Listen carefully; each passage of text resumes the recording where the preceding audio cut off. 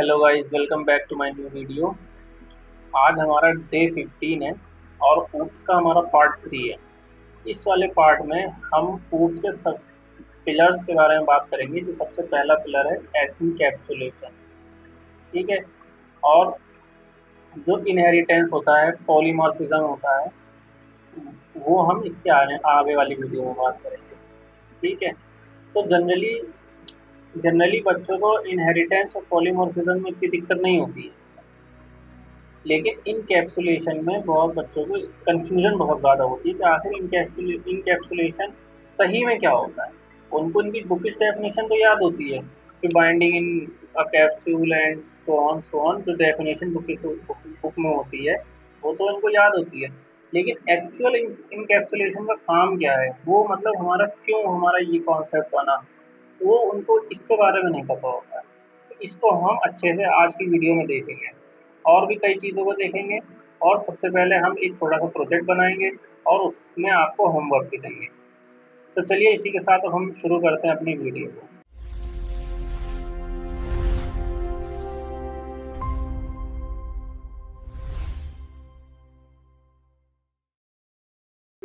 छोटे से प्रोजेक्ट को बनाएंगे जिसमें हम क्या करेंगे, यहाँ पे ओपन कर लेते हैं। ये क्यूबॉइड है, क्यूब है, और ये सिलेंडर है, कोन है, स्फेयर है, हेमिस्फेयर है। इनका हम क्या करेंगे, हर एक फिगर का एक एक क्लास बनाएंगे और उससे हम क्या करेंगे, curve surface area, total surface area और वॉल्यूम निकालने की कोशिश करेंगे। मतलब हम पूरा प्रोग्राम बनाएंगे, ये आप समझ लीजिए, जिससे हम उस प्रोग्राम को यूज़ करके हम क्या कर सकते हैं, curve surface area, total surface area, volume वगैरह निकाल सकते हैं। तो चलिए अब हम चलते हैं। सबसे पहले मैं एक कोड आपको लिख कर दे दूंगा, मतलब सिखा दूंगा, आप उसी को कंटिन्यू करके आप सारे बना सकते हैं। तो सबसे पहले हम क्या करते हैं, एक क्यूब नाम की क्लास बना लेते हैं, ठीक है। अब इस क्लास में हम क्या क्या करेंगे वो देखिएगा। अब हम क्या करेंगे, एक डेफ फंक्शन बनाएंगे और इसमें एक कंस्ट्रक्टर बनाएंगे। हमने कंस्ट्रक्टर बना लिया और इसमें हम पास क्या कर देंगे, सेल्फ। तो जनरली हम क्या करते थे कि यहाँ पे अपने इनपुट को at the time of object creation हम उसमें क्या कहते हैं, वेरिएबल को पास कर देते थे। जो भी हमें इनपुट देना होता हम उसमें पास कर देते थे। लेकिन आज हम ये नहीं करेंगे। आज हम क्या करेंगे वो देखिए। हम क्या लिखेंगे, सेल, और हमें क्या चाहिए, क्यूब के एक ही साइड में काम हो जाएगा, उसी से उसका कर्व सरफेस एरिया, उसी से उसका टोटल सरफेस एरिया और उसी से उसका वॉल्यूम निकल जाएगा। तो हम यहाँ पे ए लिखेंगे और यहाँ पे हम क्या करेंगे, इनपुट लेंगे। इनपुट क्या लेंगे, enter length of the cube, ठीक है। हमें क्यूब की एक लेंथ चाहिए और हम उसको टाइप कन्वर्जन कर लेंगे इंटीजर। इतनी चीज़ क्लियर हो रही है। हमने क्या किया, एक कंस्ट्रक्टर कॉल, जैसे ही हमारा इसका ऑब्जेक्ट बनेगा, कंस्ट्रक्टर कॉल होगा, उसके अंदर क्या है, वो एक इनपुट मांगेगा और वो हम ए में डाल देंगे। इतनी चीज़ क्लियर हो गई। हम इसको रन कर लेते हैं और नेक्स्ट स्लाइड लेते हैं और यहाँ पे हम क्या करेंगे, ये हमने स्मॉल सी करा, ये कैपिटल सी कर लिया, ये हमने रन कर लिया। और हम C1 करके एक यहाँ पे ऑब्जेक्ट क्रिएट कर लेते हैं। अब जैसे ही हम ऑब्जेक्ट क्रिएट करेंगे यहाँ पे और इसको रन करेंगे, तो देखिए ये क्या कह रहा है, हमारा लेंथ मांग रहा है। अब मान लीजिए हमने 4 डाल दिया और ये हमारा ए में चला गया। हम एक बार यहाँ पे इसको प्रिंट भी करके देख लेते हैं, C1 डॉट ए आ रहा है और जैसे ही हम इसको रन करेंगे हमारा 4 आ जाएगा। ये चीज़ आपको क्लियर है। तो अब तक जो आपने किया था, आप यहाँ से वैल्यू को पास कर रहे थे at the time of object creation. लेकिन अब हम क्या कर रहे हैं, हम इनपुट में वैल्यू को ले रहे हैं at the time of, at the run time, ठीक है। हम इनपुट में वैल्यूज को रिसीव कर रहे हैं। इतनी चीज़ क्लियर। अब हम अपना मेथड बनाएंगे। सबसे पहले हम क्या बनाएंगे, हम कर्व सरफेस एरिया बनाना, कर्व सरफेस एरिया CSA। इसका हमने क्या किया, एक मेथड बनाया और फिर हमने उसमें क्या किया, सेल्फ, ठीक। अब हम क्या करेंगे, कर्व सरफेस एरिया कैसे निकलता है, यहाँ पे आप आइए, आप यहाँ देखिए थर्ड सरफेस एरिया कैसे निकल रहा था 4a²। तो हम यहाँ पे क्या करेंगे 4 करेंगे into self dot A into self dot A. तो अब क्या होगा, ये हमें क्या दे देगा, क्यूब का थर्ड सरफेस एरिया। ठीक, इसी तरीके से हम एक डेफ क्लास बनाएंगे और हम आएंगे टोटल सरफेस एरिया, और फिर उसमें सेल्फ कर देंगे और यहाँ पे ये लगाएंगे और रिटर्न करेंगे। रिटर्न क्या करेंगे, टोटल सरफेस एरिया हम कैसे निकालते हैं 6a²। तो सेम इसको हम कॉपी कर लेंगे और यहाँ पेस्ट कर देंगे, यहाँ 4 की जगह हम 6 कर देंगे। इतनी चीज़ क्लियर, सिंपल प्रोग्राम है। अब एक हम वॉल्यूम का बना लेते हैं, तो हम क्या करेंगे डेफ वॉल्यूम, ठीक है, और हम क्या करेंगे यहाँ पे सेल्फ पास कर देंगे और यहाँ पे रिटर्न कर देंगे, और रिटर्न में क्या करेंगे हम ए क्यू। तो हम क्या करेंगे सेल्फ डॉट ए और इसको हम करेंगे कॉपी और इंटू करेंगे और पेस्ट करेंगे, फिर इंटू करेंगे और पेस्ट कर देंगे। या ऐसे भी आप कर सकते हो, या तो आप ऐसे भी कर सकते हो, ठीक है, ये भी आपका वर्क करेगा। हमने एक करली क्लास क्रिएट, सबसे पहले हमने क्या किया, हमने ऑब्जेक्ट क्रिएट किया और हमने उसको पास कर दिया 4। ये क्या हुआ, ए में हमारी वैल्यू चली गई। अब हमें क्या निकालना है C1 डॉट, क्या निकालना हमको, मान लीजिए कट सरफेस में CS है। हमने इस जब मेथड को रन किया हमें क्या मिला 64। अब हम मान लीजिए हम कुछ और चाहते हैं, तो हमने ऑब्जेक्ट क्रिएट किया, हम यहाँ पे 7 डाल देते हैं और हमको क्या चाहिए, कट सरफेस एरिया नहीं चाहिए, टोटल सरफेस एरिया चाहिए। अब हमने जैसे इसको रन किया तो हमें टोटल सरफेस एरिया मिल गया। अब आप क्या करेंगे, अब आप जो है इसमें जो और फिगर्स आपको दे रखी हैं, जैसे क्यूबॉइड दे रखी है, रेक्टेंगुलर सिलेंडर दे रखा है, और ये सारी चीज़ें आपको दे रखी है, तो आप सबकी एक अलग अलग क्लास बनाएंगे और इस तरीके से इनपुट लेके और इस तरीके से मेथड बना के आप उसको कोशिश करेंगे। तो जब आप प्रैक्टिस करेंगे ऐसे ही आपको जो है ओप्स का कॉन्सेप्ट सारे अच्छे से क्लियर हो जाएंगे। ठीक है, आई होप आप जो है आप ये समझ गए होंगे और आपको किस तरीके से इसका प्रोजेक्ट बनाना है आप वो भी समझ गए। तो अब हम आगे बात करते हैं, अब लेक्चर जो मेन लेक्चर हमारा है उसको स्टार्ट करते हैं। तो अब हम देख लेते हैं कि हम बाहर से एट्रीब्यूट को कैसे एक्सेस कर सकते हैं। जैसे मान लीजिए हमने क्लास है, इसी को ले लेते हैं और यहाँ पे हम ला के पेस्ट कर लेते हैं। हम इसको हटा देते हैं, सिर्फ इसको रखते हैं और इसको भी हटा देते हैं,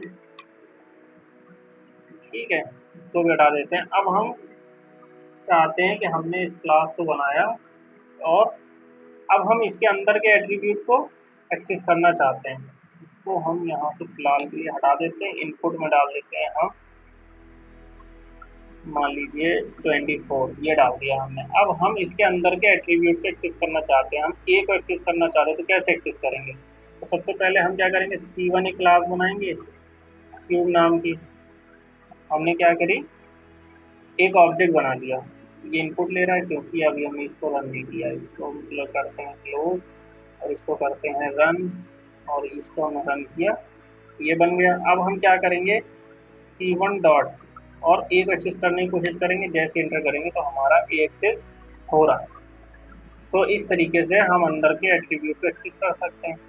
इसी तरीके से हम मेथड को भी एक्सेस कर सकते हैं। कैसे, हमने C1 किया, डॉट लगाया और हमें ये मेथड मिल गया और ये चलाया और हमारा मेथड आ गया। तो ये इसमें जा रहा है, हम इसमें रिटर्न कर देते हैं। क्या रिटर्न करते हैं, कट सरफेस एरिया। ठीक है, हमने ये रिटर्न किया, इसको चलाया, 24 आ रहा है, इसको चलाया, हमको रिटर्न में मिल गया। ठीक है, कट सरफेस एरिया मिल गया। अब मान लीजिए कोई एट्रीब्यूट प्रेजेंट नहीं है, हम उसको एक्सेस करना चाहते हैं। तो मान लीजिए बी प्रेजेंट तो है नहीं इसमें, तो हम बी को एक्सेस करना चाहते हैं। तो जैसे ही हम इसको रन करेंगे तो क्या आ जाएगा हमारा एरर, ये क्या कह देगा कि एट्रीब्यूट जो है प्रेजेंट नहीं है।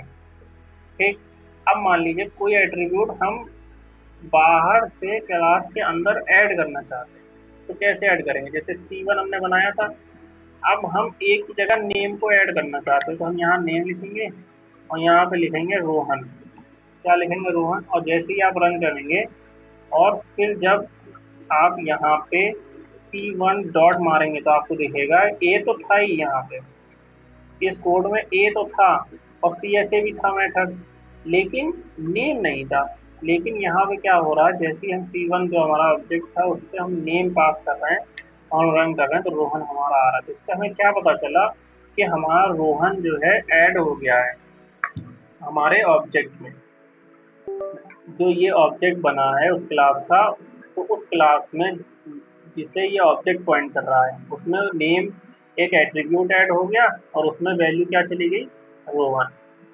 ठीक है, इस तरीके से हम बाहर से अपने क्लास के अंदर एक ऑब्जेक्ट को क्रिएट कर सकते हैं। इतनी चीज़ क्लियर हो गई। ठीक है, अब हम आगे चलते हैं। अब हम बात कर लेते हैं रेफरेंशियल वेरिएबल के बारे में। तो उसमें हम क्या करते हैं, इसी कोड को ले लेते हैं मान लीजिए, या दूसरा कोड हम लिख लेते हैं। हमने क्या किया, एक क्लास बनाई स्टूडेंट नाम की,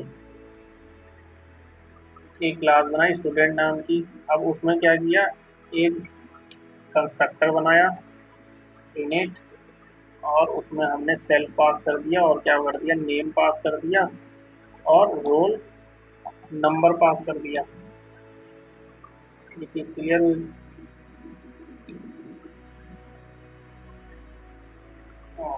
डेफ डेफ ठीक है, हमने नेम पास किया और रोल नंबर पास किया। अब नेम में हमने नेम डाल दिया, ठीक, और रोल नंबर में हमने रोल नंबर डाल दिया। ये चीज़ क्लियर। फिर हमने क्या किया, एक डिस्प्ले नाम का बनाया मेथड और उसमें क्या किया, प्रिंट कर दिया। क्या प्रिंट कर दिया, हेलो माई नेम इज, यहाँ हमने लगाया कर्ली ब्रेसेस और यहाँ लगाया सेल डॉट नेम, ठीक, एंड रोल नंबर इज, यहाँ हमने कर्ली ब्रेसेस लगाया और यहाँ पे लिखा सेल डॉट रोल नंबर और यहाँ पे लगाया फॉर्मेट। ठीक है, ये तो चीज़ क्लियर है आपको। अब हमने क्या किया, इस क्लास को कर लिया क्रिएट। अब हमने बनाया एक ऑब्जेक्ट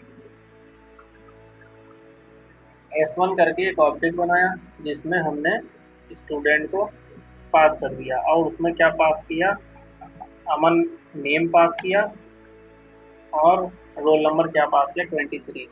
और जैसे ही हमने रन किया तो ये ऑब्जेक्ट हमारा क्रिएट हो गया। अब हम इसको डिस्प्ले करके देख लेते हैं, तो ये हमारा ऑब्जेक्ट सही सही काम कर रहा है। इतनी चीज़ क्लियर हो गई।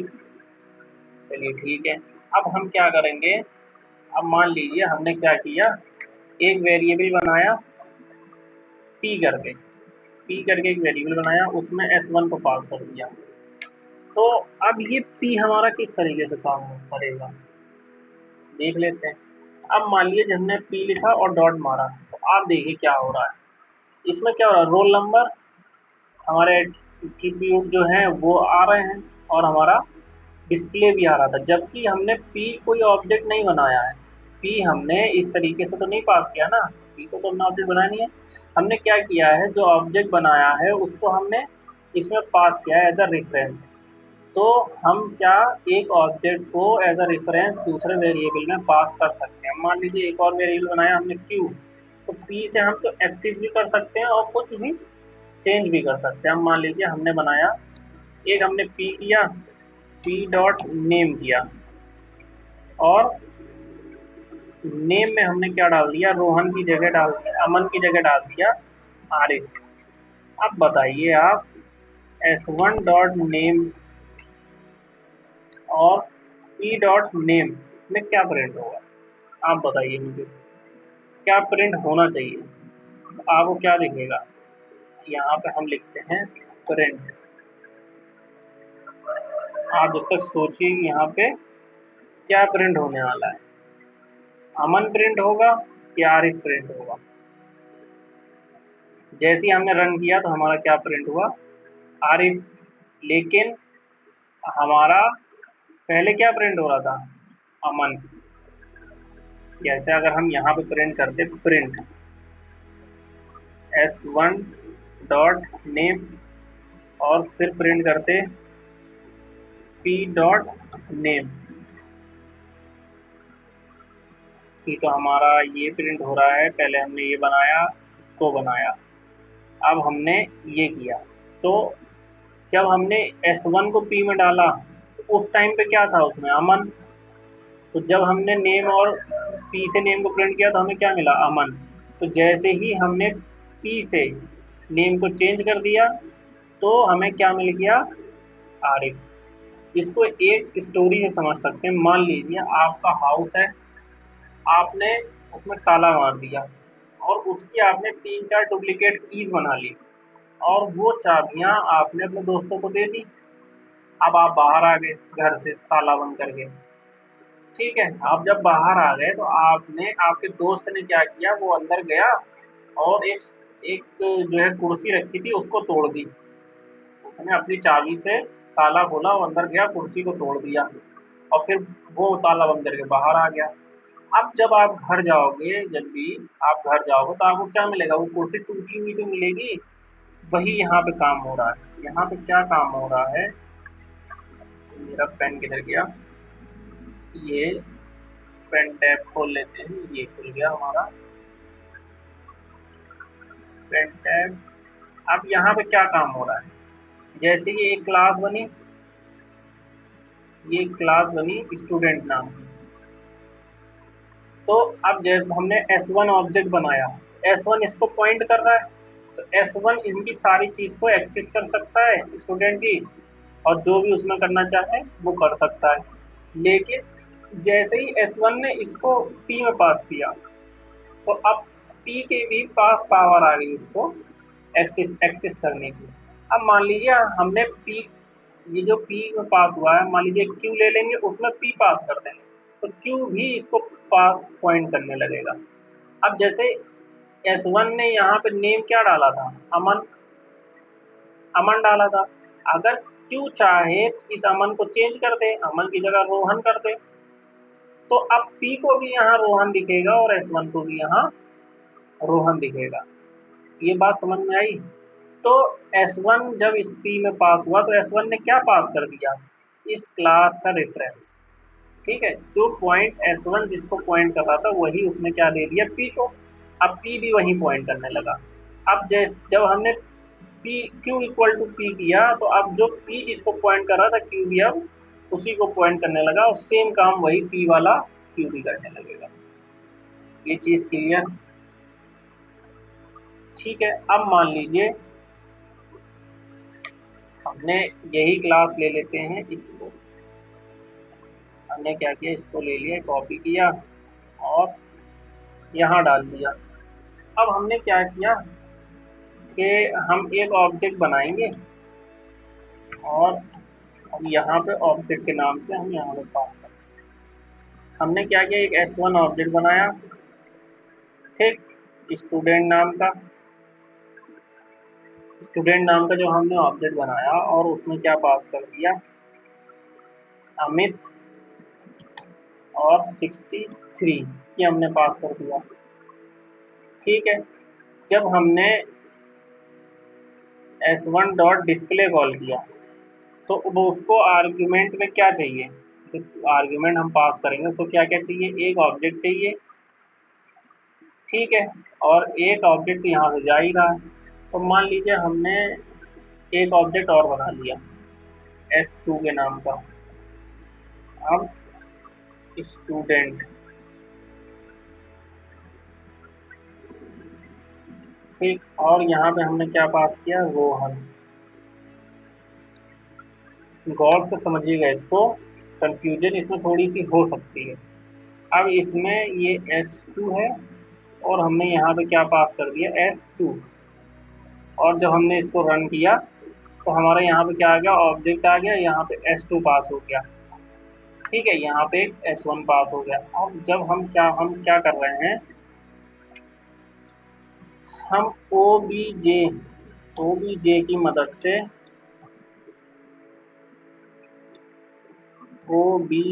मदद से नेम में चेंज कर रहे हैं और नेम क्या कर दे रहे हैं, आरिफ। अब आप मुझे ये बताइए कि ये जो हमने नेम चेंज किया है वो हमारा S1 में चेंज हुआ होगा या ये अमित बदल गया होगा, आरिफ हो गया होगा, या रोहन बदल के आरिफ हो गया, आपको ये बताना है। हमने क्या किया, इसको बना लिया, ये हमारा चल गया। अब हम चाहते हैं एक और ले लेते हैं। अब हम क्या S1 डॉट नेम जब प्रिंट करेंगे और S2 डॉट नेम जब प्रिंट करेंगे, अब बताइए कि S1 डॉट नेम में क्या आएगा और S2 डॉट नेम में क्या आएगा। आई होप आपने अपना आंसर लिख लिया होगा। अब हम इसको रन करके देखते हैं। ये हमारा प्रिंट नहीं लगाया हमने, यहाँ पे ये लगाया प्रिंट और ये लगाया प्रिंट, ये लगाया प्रिंट और ये लगाया हमने प्रिंट। अब इसको हमने रन किया तो देखिए S1 डॉट नेम में हमारा क्या था, अमित, और हमारा चेंज क्या हुआ, S2 डॉट नेम, रोहन हमारा बदल गया। तो आपको इससे क्या समझ में आया कि अगर हम कोई ऑब्जेक्ट पास करते हैं यहाँ से, जो हमने ऑब्जेक्ट पास किया है, तो हुआ क्या होगा इसमें, बैकएंड में क्या हुआ होगा कि आपका जो एक S1 नाम का ऑब्जेक्ट था जो एक इस क्लास को पास कर रहा था, स्टूडेंट क्लास को, और ये जो S2 नाम का ऑब्जेक्ट था जो इस वाले स्टूडेंट क्लास पे काम कर रहा था। ठीक, तो जब आपने इसको OBJ में पास कर दिया तो अब OBJ के पास ताकत आ गई, अब वो इसमें कुछ भी कर सकता है। अब उसने क्या किया, नेम जो रोहन था उसको आरिफ कर दिया। S1 में जो अमित था वो तो वही पड़ा हुआ है, तो अब जब आप S1 को प्रिंट करोगे तो आपको वही मिलेगा, और आप अमित को प्रिंट करोगे तो आपको अमित ही मिलेगा। अब अगर इस ऑब्जेक्ट को आप रिटर्न भी कर देते हो, मान लीजिए इस ऑब्जेक्ट को आपने रिटर्न कर दिया आपने OBJ रिटर्न कर दिया, तो वो ऑब्जेक्ट का रेफरेंस आएगा। अब जब वो रिटर्न आया, मान लीजिए आपने क्या चलाया, S1 डॉट डिस्प्ले आपने चलाया और उसमें आपने क्या किया, S2 पास किया। तो जब आपने S2 पास किया ये तो चलेगा, और रिटर्न में क्या आएगा आपको, OBJ। तो जब OBJ आया तो वो आपने किस में डाल दिया, P में डाल दिया। तो अब जैसे आप इसको रन किया, अब P भी क्या होगा, P भी इसी को पॉइंट करने लगेगा, क्योंकि इसने क्या रिटर्न किया होगा, अपना रेफरेंस। जब उसने रेफरेंस किया जो जिसको ये पॉइंट कर रहा था, अब जब उसने रिटर्न किया तो P में उसने सेम वो चीज़ें डाल दी। अब P भी क्या करेगा, इसी को रेफरेंस करने लगेगा। देख लेते हैं। तो आप जैसे ही P लिख के डॉट मारोगे, ये सारे मेथड और वेरिएबल एक्सेस होने लगेंगे। तो और इसमें होना क्या चाहिए, आरिफ। तो जब हम नेम को प्रिंट करेंगे और एंटर मारेंगे तब क्या मिलेगा, आरिफ। ये चीज़ क्लियर कि मतलब हम किस तरीके से मेथड को पास करके उसमें कौन सा मेथड में चेंज करेंगे और कौन सा मेथड में रिफ्लेक्ट करेगा, आपको ये चीज़ क्लियर हो गई। तो जब भी हम कोई मेथड किसी उसमें डालते हैं तो बाय एज अ रेफरेंस पास करता है, ठीक है। वो जो जिस ऑब्जेक्ट पे हमारा वो मेथड जो S2 पॉइंट कर रहा था, वही सेम ऑब्जेक्ट पे हमारा P भी पॉइंट करने लगेगा। आई होप आपको ये सारी चीज़ें क्लियर हो गई होंगी। अगर ना क्लियर हो रही हो तो एक बार इस वीडियो को दोबारा रिमाइंड करके देखिएगा और कोड अपने पास लिख कर रन कर देखिएगा, तो आपको ये सारी चीज़ें क्लियर हो जाएंगी। ठीक है, ये चीज़ हमने कर ली कि मतलब हमने ऑब्जेक्ट पास किया एक मेथड के अंदर, और फिर हमने उसी सेम ऑब्जेक्ट को रिटर्न किया। तो जो हमने मेथड के अंदर चेंज किया था वो हमारा बाहर भी शो हो रहा है। ठीक है, अब हम प्राइवेट वेरिएबल को पढ़ने से पहले एक स्टोरी देख लेते हैं। अब मान लीजिए कि आप और आपके कुछ दोस्त जो है एक प्रोजेक्ट पे काम कर रहे हैं।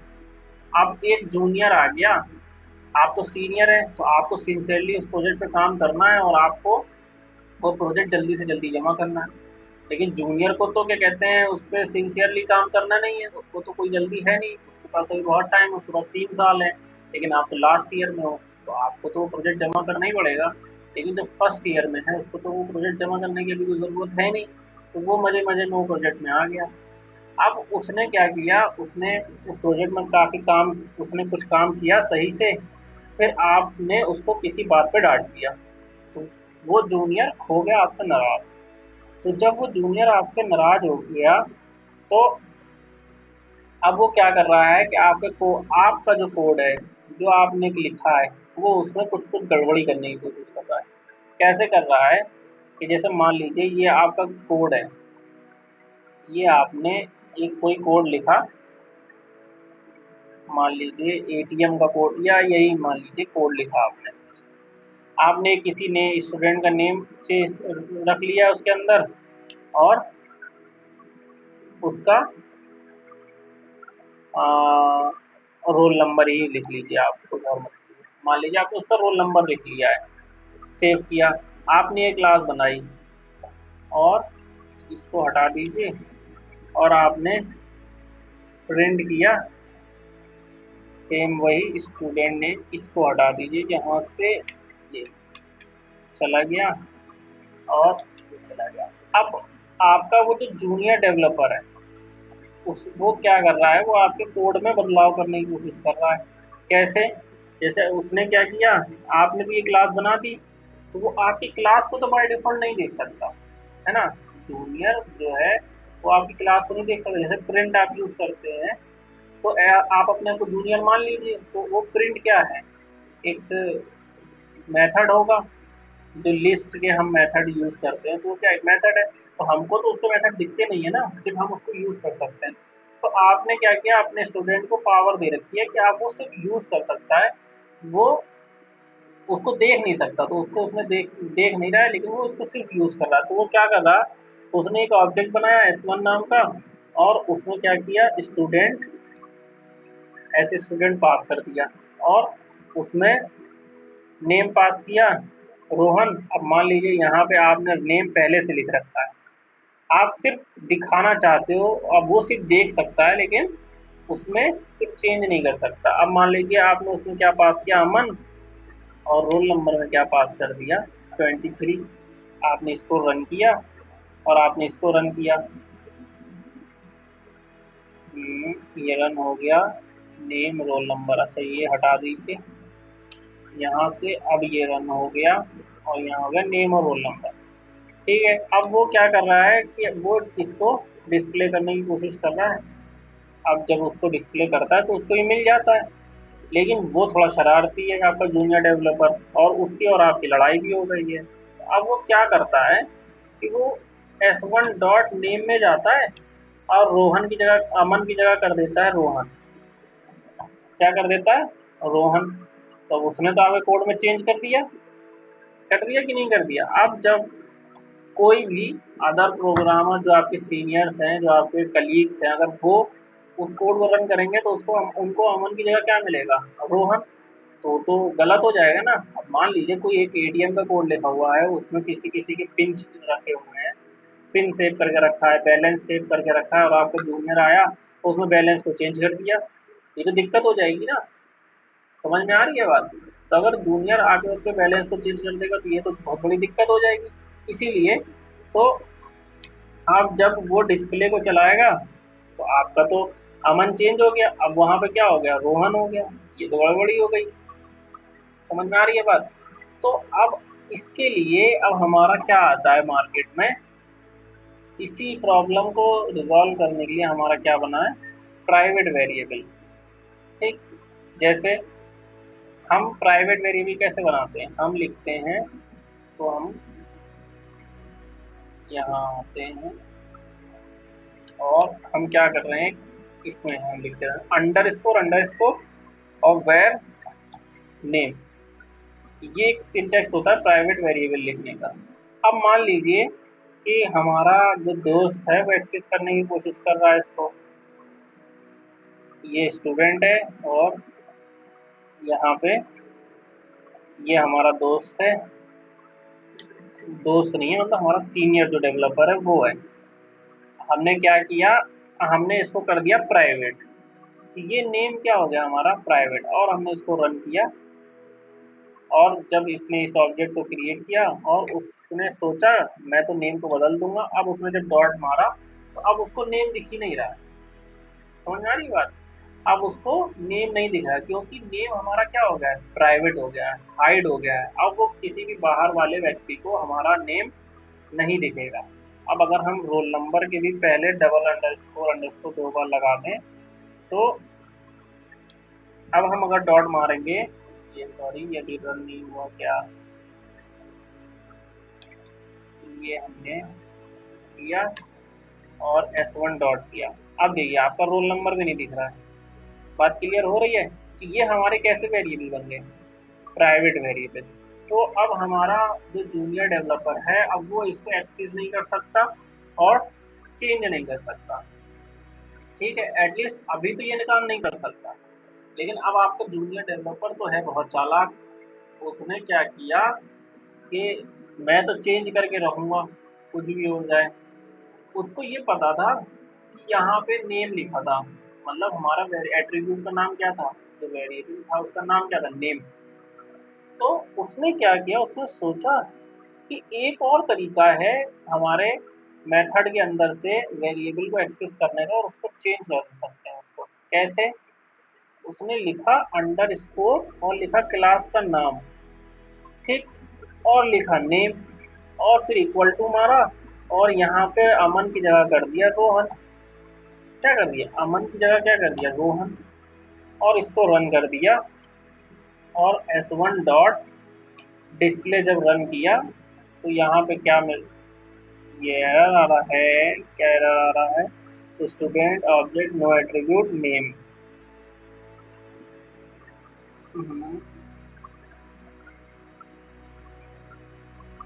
अच्छा तो ये क्या है, यहाँ पे एरर आ रहा है student object no attribute name.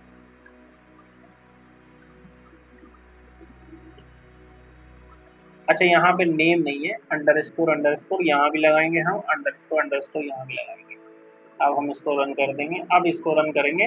अब क्या आ रहा है, hello my name is Rohan और रोल नंबर 23। तो हमें क्या पता चला कि हमारा जो ये प्राइवेट वेरिएबल बना था, हमारे जूनियर डेवलपर ने क्या किया, इसमें भी चेंज कर दिया। लेकिन अगर आपने इससे पहले जावा पढ़ ली है तो जावा में क्या होता था कि अगर प्राइवेट वेरिएबल हमने बना दिया है तो आप मर जाओगे लेकिन उस प्राइवेट वेरिएबल के अंदर चेंज नहीं कर सकते। अगर एक बार वो प्राइवेट बन गया तो वो प्राइवेट ही रहेगा। लेकिन पाइथन में ऐसा नहीं होता। पाइथन क्या कहता है कि ये जो हमने प्रोग्रामिंग लैंग्वेज डिज़ाइन करी है पाइथन, ये बच्चों के लिए नहीं करी है, ये बड़ों के लिए करी है, ये समझदार लोगों के लिए करी है। तो ज़बरदस्ती कोई किसी के वेरिएबल में जाके चेंज क्यों करेगा? बात समझ में आ रही है? अब मान लीजिए एक वेरिएबल हमने बनाया और उसको प्राइवेट कर दिया, तो उसको तो पता है ना कि ये चीज़ प्राइवेट है, तो ज़बरदस्ती उसको खोज के उसको चेंज करने की कोशिश क्यों करेगा? तो इसी वजह से पाइथन में क्या होता है कि everything is not a truly private, मतलब पाइथन में कुछ भी ट्रूली प्राइवेट नहीं होता है, मतलब पूरी तरीके से कुछ भी प्राइवेट नहीं होता है। हमने इसको प्राइवेट तो किया लेकिन हम इसको भी एक्सेस कर सकते हैं, हमको वो दिखेगा नहीं लेकिन एक्सेस कर सकते हैं। तो ये लैंग्वेज बस इसी तरीके से काम कर, थोड़ा सा वियर्ड है, थोड़ा सा मतलब कि प्राइवेट करने के बाद भी क्यों दिख रहा है, ये क्वेश्चन आ सकता है। लेकिन पाइथन इसी तरीके से डिज़ाइन की है, पाइथन में कोई भी ट्रूली प्राइवेट नहीं है कोई भी चीज़। ठीक है, ये चीज़ क्लियर हो रही है? तो कोई भी चीज़ हम बाहर से चेंज कर सकते हैं, लेकिन अब ये कोई भी इतना वो तो है नहीं कि आप इतना खाली बैठा हुआ है कि वो आपके वेरिएबल को ढूंढ के उसको चेंज करने की कोशिश करेगा। ठीक है, क्योंकि सब डेवलपर जो है सीनियर बैठे उनके पास दिमाग है कि हम फालतू के टाइम क्यों इसमें वेस्ट करें। समझ में आ रही है बात? और बाकी जो ऐसे कोड है जिनमें एक्सेस ही नहीं कराना है उनके लिए अदर और प्रोग्रामिंग लैंग्वेज है वहाँ यूज हो जाएगा, लेकिन पाइथन में ऐसा नहीं होता है। समझ में आ रही है बात? तो इतनी बात आपको ध्यान रखनी है कि प्राइवेट में पाइथन में कोई भी चीज़ ट्रूली प्राइवेट नहीं होती है। ठीक है, हम हाइड कर सकते हैं, लेकिन हाइड करने के बाद भी हम उसको मेथड के अंदर या बाहर से उसमें चेंज कर सकते हैं इस चीज़ के लिए। लेकिन अब उसको एक्सेस या चेंज करने के लिए हमें क्या चाहिए, क्लास का नेम भी चाहिए और एट्रीब्यूट का नेम भी चाहिए। ठीक है, इतनी बात क्लियर हो गई। अब हम अपने कॉन्सेप्ट को पढ़ते हैं जिसका नाम है इनकैप्सुलेशन। इनकैप्सुलेशन क्या होता है?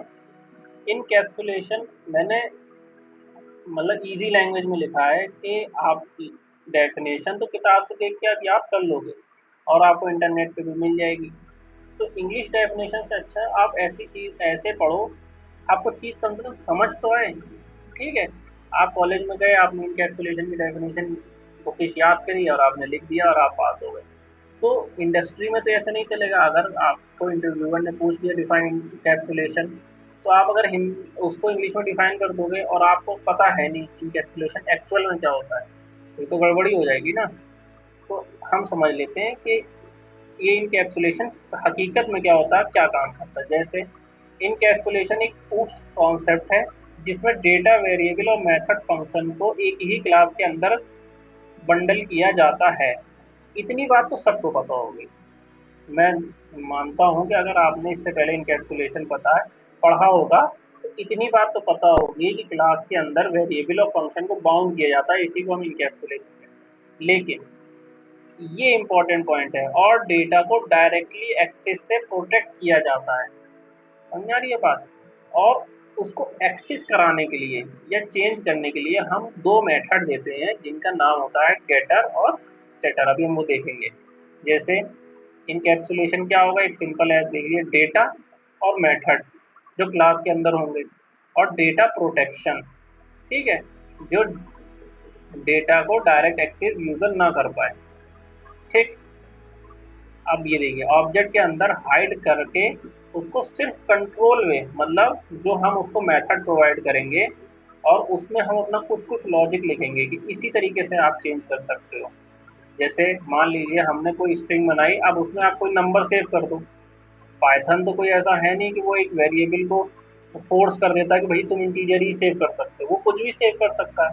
समझ में आ रही है? अभी हम एक देखेंगे प्रोग्राम, गेटर या सेटर मेथड से ही आप उसमें कुछ चेंज कर सकते हो या उसको एक्सेस कर सकते हो, बाकी और कुछ नहीं कर सकते।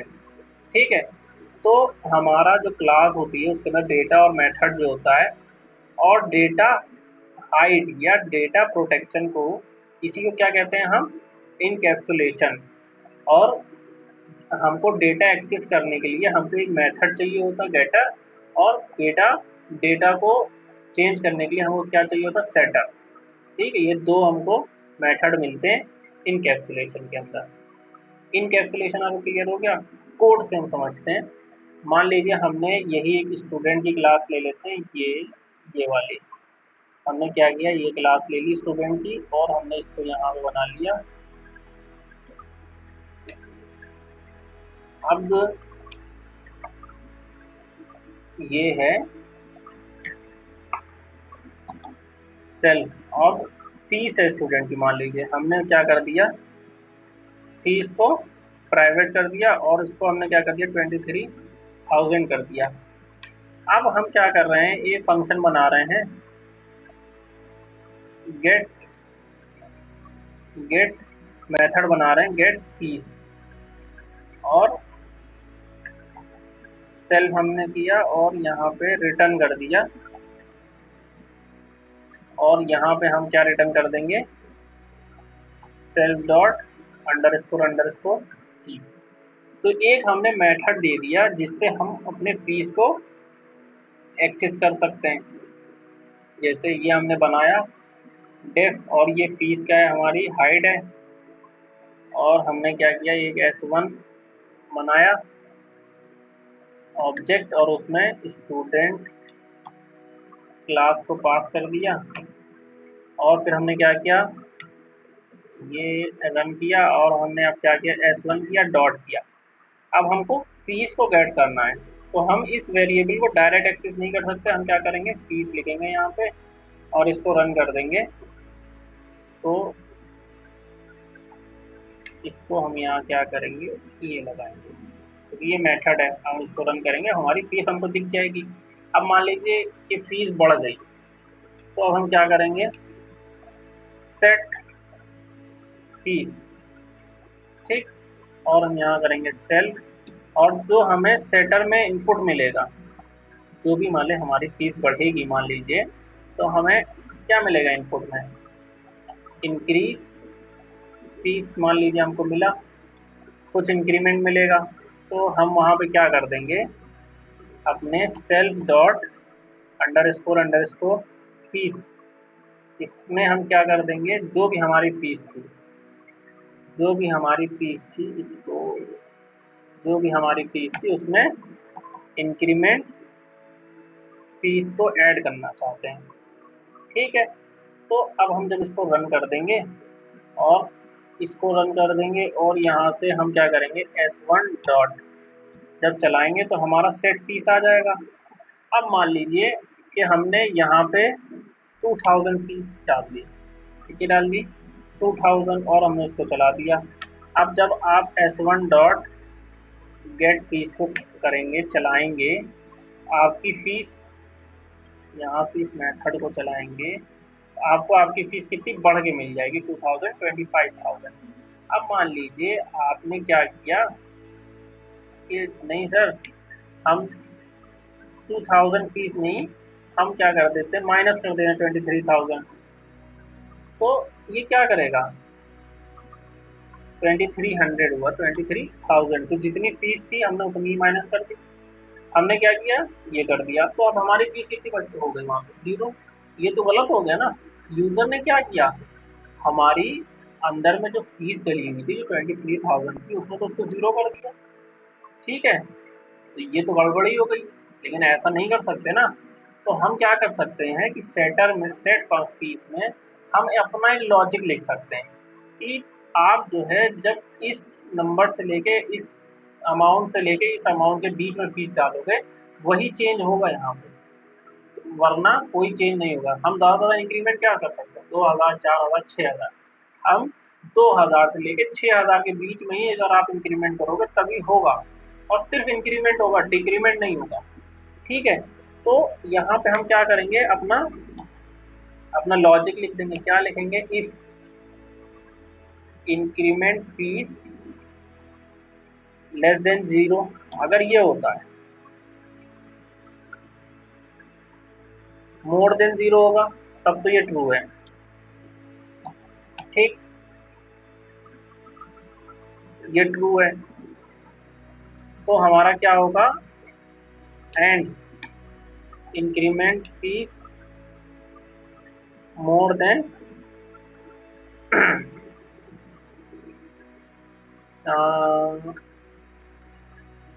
लेस देन 4000, मान लीजिए कि 0 से तो ज़्यादा हो फीस, लेकिन 4000 से कम हो, तो हम 4000 से ज़्यादा फीस इंक्रीमेंट नहीं कर सकते और 0 से कम नहीं कर सकते, मतलब माइनस में आप फीस कर दो तो घट जाएगी ना, ठीक है। इसमें हम क्या कर देंगे, सेल्फ को अपने रन कर देंगे। अब हम इसको रन करते हैं, यहाँ पे आ रहा है कुछ एरर, ये हमने लगाया और हमने इसको रन कर दिया, ये हमारा हो गया रन। अब मान लीजिए हमने यहाँ पे क्या पास किया, 2000, तो ये 2000 हमने पास किया, तो आपकी फीस इंक्रीज हो गई, 3000 किया तो भी आपकी फीस इंक्रीज हो गई, 4000 जैसे ही किया, क्योंकि यहाँ पे लेस देन लगा है, लेस देन इक्वल टू नहीं लगा है, ठीक है। तो जब आपने 4000 किया तो ये आपकी फीस नहीं इंक्रीज हुई और आपको कितना मिल गया, 23,000। समझ में आ रही है बात, कि जब आप गलत इंक्रीमेंट करोगे, या तो आप इसको ऐसे भी कर सकते हो, कंट्रोल है, अगर इसमें इनमें आता है तो आप फीस में चेंज कर दो, नहीं तो आप क्या करो, यहाँ पे लिखो एल्स, ठीक, और प्रिंट कर दो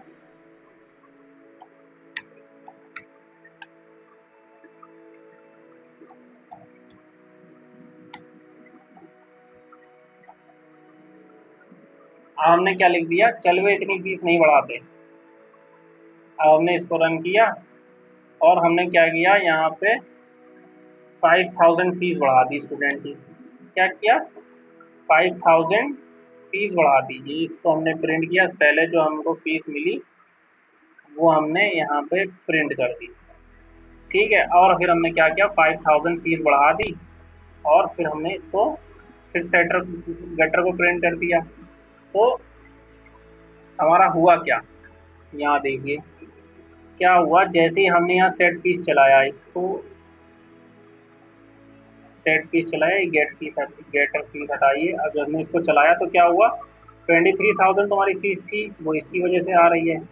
अब जब हमने 5,000 बढ़ाई फीस, तो ये क्या चल रही है, ये फीस नहीं मांगते, ठीक है, ये हमारा चल गया।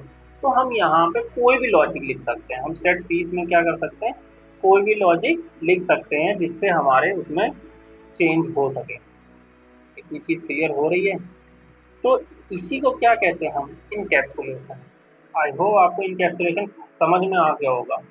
एक बार और इसको देख लेते हैं। इनकैप्सुलेशन क्या होता है कि जो हम क्लास के अंदर वेरिएबल्स और मेथड, मतलब डेटा और मेथड को बाउंड करते हैं और अपने जो एट्रीब्यूट्स हैं, मतलब जो डेटा है, उसको डायरेक्ट एक्सेस प्रोवाइड नहीं करते हैं यूज़र को। हम कैसे प्रोवाइड करते हैं, एक मेथड के थ्रू, जो हमारा होता है गेटर और सेटर, उसके थ्रू हम प्रोवाइड करते हैं, एक्सेस देते हैं उसको अपने डेटा का और वेरिएबल का और एट्रीब्यूट का, हम उसको एक्सेस देते हैं। इसी प्रोसेस को या इसी को हम क्या कहते हैं, इनकैप्सुलेशन। आज आपको इनकैप्सुलेशन क्लियर, आई होप आपको आज इनकैप्सुलेशन पूरा क्लियर हो गया होगा। तो एक सिंपल सा प्रोजेक्ट हम आने वाली वीडियो में इनकैप्सुलेशन के ऊपर देख लेंगे और फिर हम बात करेंगे इनहेरिटेंस और पॉलीमॉर्फिज्म के बारे में। चलिए, आई होप आपको इनकैप्सुलेशन अच्छे से क्लियर हो गया होगा। अब हम आपसे मिलेंगे नेक्स्ट वीडियो में, तब तक के लिए goodbye and thank you.